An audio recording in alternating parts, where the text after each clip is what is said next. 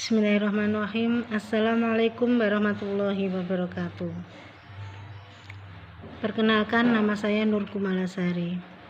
Di sini saya akan menyampaikan perbandingan teori perkembangan moral menurut Piaget dan Colbert dalam konteks pendidikan anak usia dini. Menurut Piaget, perkembangan moral merupakan sesuatu yang berhubungan dengan perubahan dalam pikiran, perasaan, dan perilaku menggunakan standar benar dan salah. Teori ini mengemukakan bahwa anak-anak berkembang menjadi lebih baik karena pemahaman yang muncul melalui saling memberi dan menerima dalam hubungan sosial. Perkembangan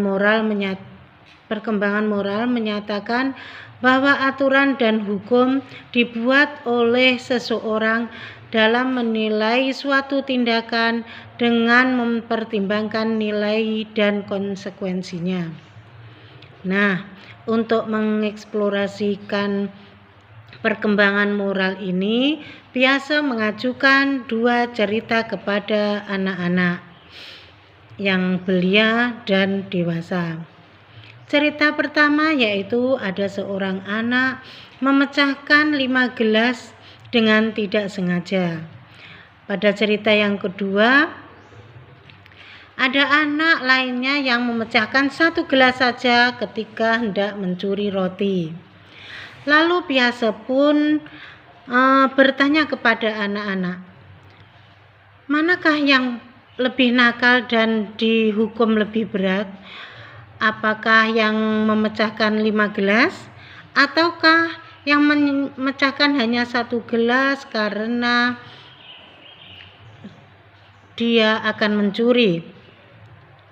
Lalu anak-anak menjawab, anak-anak yang lebih belia yaitu pada usia 5-10 tahun fokusnya pada hasilnya saja, hasil tindakan dalam membuat penilaian tersebut, tidak mempertimbangkan intensi dari tindakan tersebut.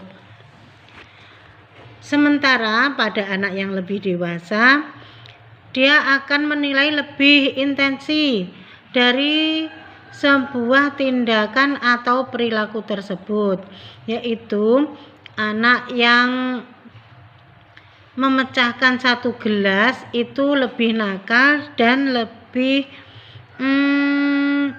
dihukum lebih berat karena walaupun dia hanya memecahkan 1 gelas tetapi dia akan mencuri roti.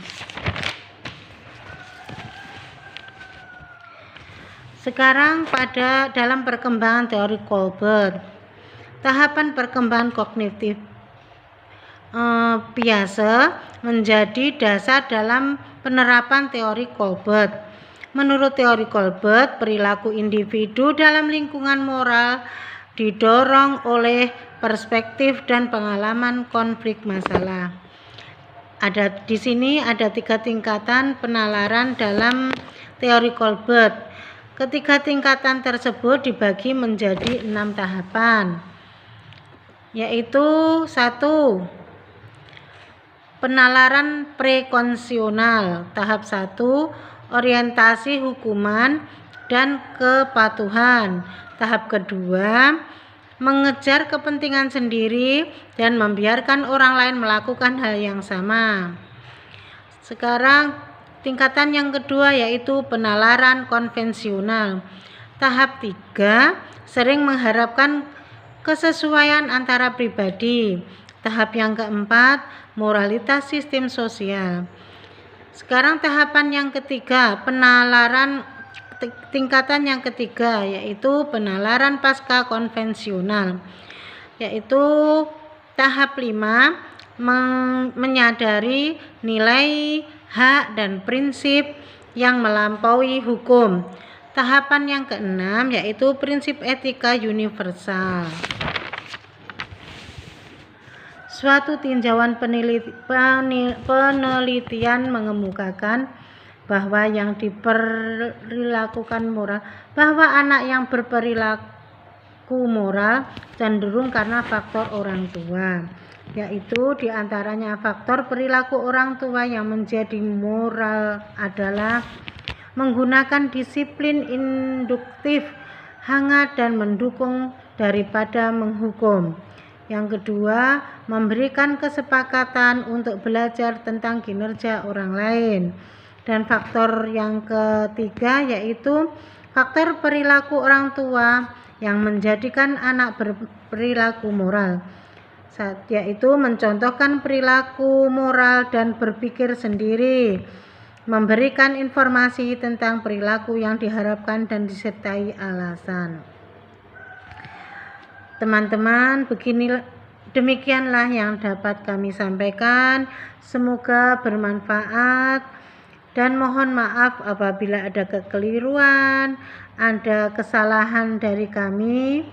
Billahi taufiq wal hidayah. Wassalamualaikum warahmatullahi wabarakatuh.